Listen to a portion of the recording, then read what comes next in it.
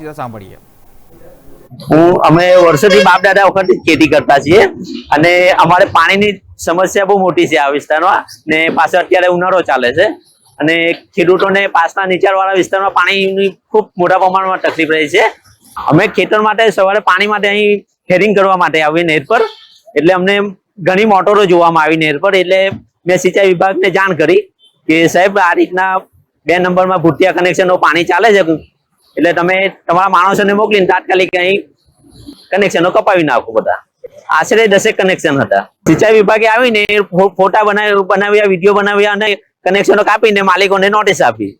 તમે શું લોકોને કહેશો જે ચોરી કરે છે પાણી, તેમને શું કહેશો? એમને કહીશું કે આ ચોરી કરીને ખેડૂતોને હેરાન કરવા માટેનું કાવતરું તમારું બંધ કરો।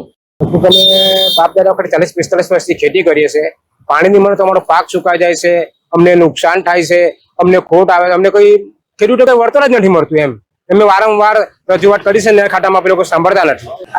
આજે પણ પાણી મળતું નહીં હતું। હમણાં 2 દિવસ પહેલા પણ અમે પાણી માટે મોટરો પાણીમાં નાખેલી હતી, હેરિંગ કરીને પાણી અમારે અંદર ઉતારવાની બીક લાગતી હતી। ચાલુ મોટર અમે પાણી તોડવું પડે હેરિંગ, એ ખોટું કરે છે। એમની ઉપર કાયદેસરની કાર્યવાહી થવી જોઈએ। આજે ઘણા સમય થયા અમને પાણી જે ખેતીવાડીની અંદર જોઈએ એ પૂરતા પ્રમાણમાં પુરવઠો મળતો નથી। એનું મેઇન કારણ અમે કેનાલ પર જોયું તો ફાટાની અંદર આ ઇન્ડસ્ટ્રીયલ વાળાએ ઘણી જગ્યાએ મોટરો મૂકેલી છે એમના પાણીના ઉપયોગ માટે, જેથી કરીને પાણીનો જે અમને હોશ મળવો જોઈએ એ પૂરેપૂરો મળી શકતો નથી સમયસર। તેના લીધે અમારા શાકભાજીના પાક અને શેરડીના પાકમાં ઘણો નુકસાન આવે છે।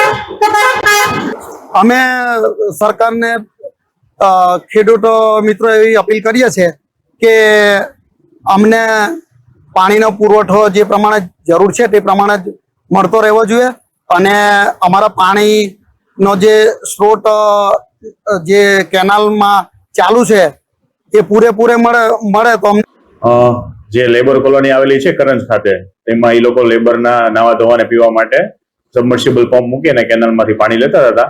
2 દિવસ પહેલા આપને મૌખિક અપીલ કરી હતી કે ભાઈ તમે મોટર અહીંયાથી હટાવી લો, તો તેમના દ્વારા મોટર હટાવવામાં આવી ન હતી। જે આજ રોજ સવારે બધી લેબર કોલોનીમાંથી જે સબમર્સિબલ પંપ મૂકેલા હતા કેનાલમાંથી એ લઈ અને ઓફિસે જપ્ત કરી અને અપીલ કરવામાં આવે છે કે આવી રીતે તમે મોટર કેનાલમાં મૂકીને પાણી ન લો।